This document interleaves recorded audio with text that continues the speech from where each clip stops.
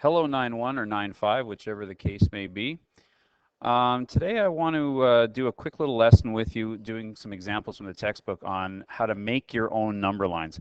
When I assigned the 3.1 assignment, I specifically skipped those questions because they said you had to make a number line. And I wanted to do this little lesson with you before I turn those questions loose on you. And let's go through these examples too. So here's the first example. It's from page 98, called example 2. And it says ordering rational numbers in decimal or fractional form. It says use a number line, order these numbers from least to greatest. Now when you're actually doing your assignment, my guest can hand you out a sheet of these number lines if you don't feel like drawing your own. I kind of personally like to draw my own. But anyway, if you want to use these ones, you can. So I look at this and I think, okay, what's the smallest thing I need? Well, I need to go past -3, and I need to go all the way up to, say, +2. So I'll start maybe at -4, -3, -2, -1, 0, 1, 2, 3, and that's plenty big enough. So from there, I just kind of judge using my better judgment exactly where these numbers are. 0.35 is a positive. Right about here is 0.5, so I know 0.35 is before that, so I'll make a little, oops, let me fix that.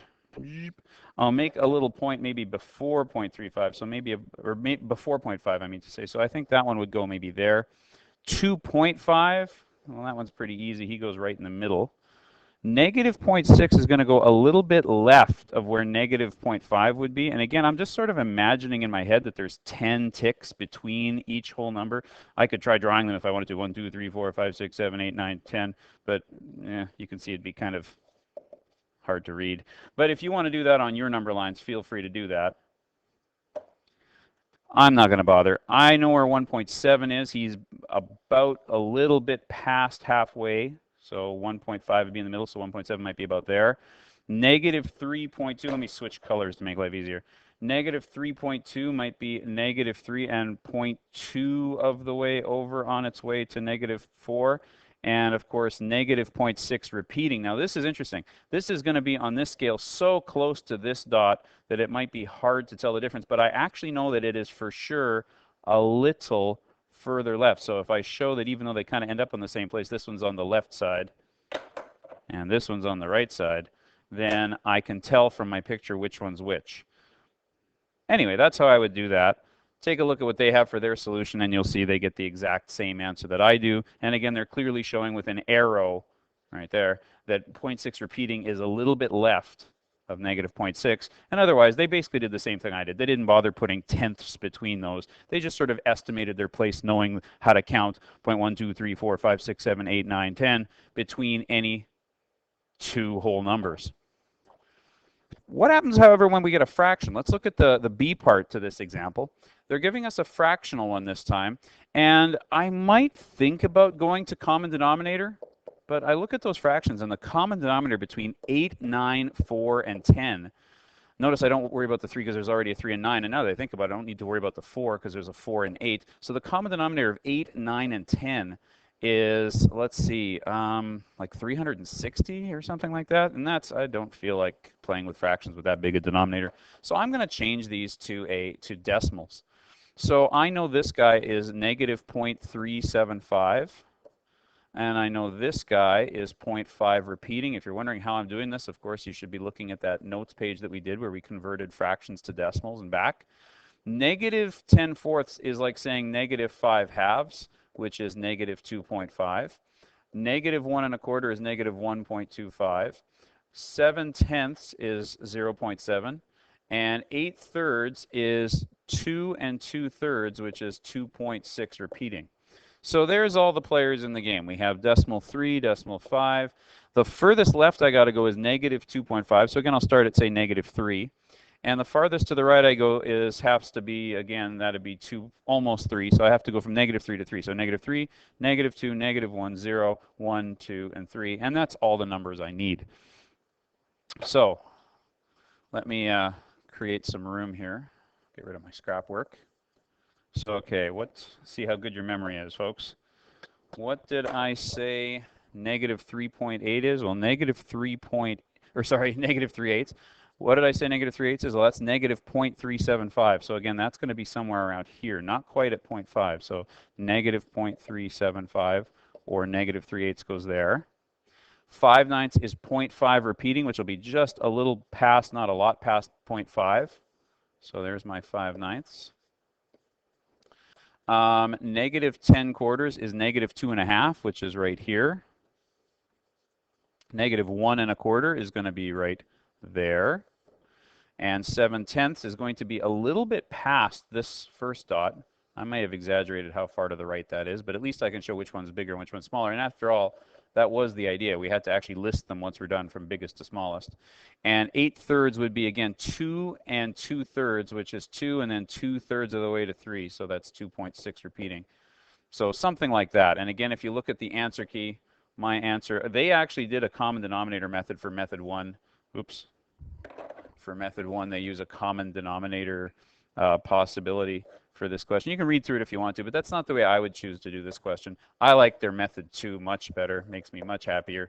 I changed them all to decimals, and if you look at this, look at that on your page, and go back to mine, we have pretty much the exact same thing, and certainly we know which one's the greatest and which one's the smallest. We just read the decimals from this side to that side.